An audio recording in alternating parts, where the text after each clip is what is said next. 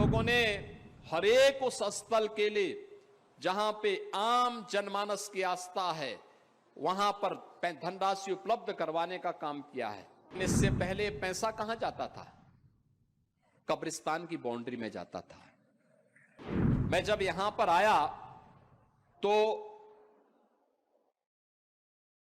मैंने इस गांव के बारे में पूछा, मुझे बताया गया गांव का नाम है मुस्तफाबाद।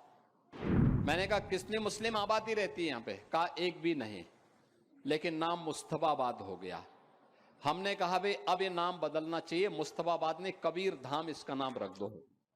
उन लोगों ने अयोध्या को फैजाबाद किया था, प्रयागराज को इलाहाबाद किया था, कबीर धाम को मुस्तफाबाद किया था।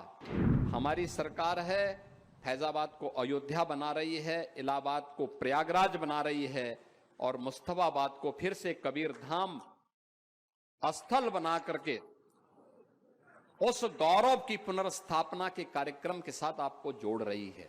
आज हमारी सरकार है, उत्तर प्रदेश में डबल इंजन की सरकार है। हमने कहा भी हर धर्म स्थल का सुंदरीकरण होना चाहिए, वहां पे जनता को सुविधा मिलनी चाहिए, यात्री विश्रामालय बनने चाहिए, रेन बसेरे बनने चाहिए और हर प्रमुख स्थलों का हम पुनरुद्धार और सुंदरीकरण के बड़े कार्यक्रम को पर्यटन और संस्कृति विभाग के माध्यम से आगे बढ़ाने का काम कर रहे हैं।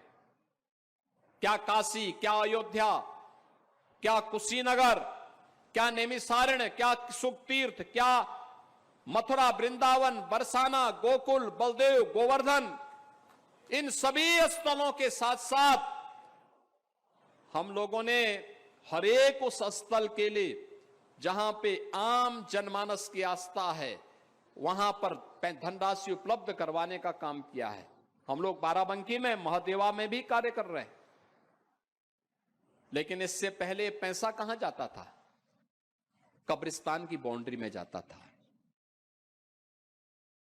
आप सोचो ना, मैं जब यहां पर आया तो मैंने इस गांव के बारे में पूछा, मुझे बताया गया गांव का नाम है मुस्तफाबाद। मैंने कहा कितनी मुस्लिम आबादी रहती है यहां पे? कहा एक भी नहीं, लेकिन नाम मुस्तफाबाद हो गया।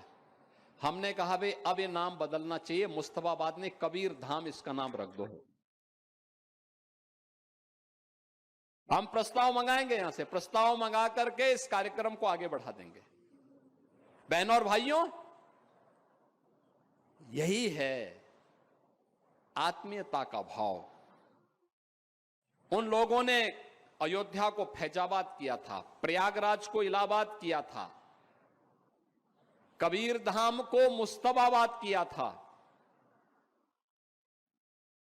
और ये हमारी सरकार है फैजाबाद को अयोध्या बना रही है, इलाहाबाद को प्रयागराज बना रही है और मुस्तफाबाद को फिर से कबीर धाम स्थल बना करके उस गौरव की पुनर्स्थापना के कार्यक्रम के साथ आपको जोड़ रही है। आप सोचो, आपकी पहचान को समाप्त कर दिया जाए, आपके सामने अस्तित्व का संकट खड़ा हो जाएगा। ये जो पहचान थी, यह भी अस्तित्व के से जूझते हुए समाज के लिए उसी प्रकार के षड्यंत्र का हिस्सा था और खासतौर पर इस सीमावर्ती क्षेत्र में तो और भी यह महत्वपूर्ण पड़ता है। लखीमपुर खीरी केवल एक जनपद नहीं, क्षेत्रफल के हिसाब से देखेंगे तो प्रदेश के सबसे बड़े जनपदों में लखीमपुर खीरी की गिनती होती है। सीमावर्ती जनपद भी है और तब भी इस प्रकार की शरारत करने से लोग बाज नहीं आए।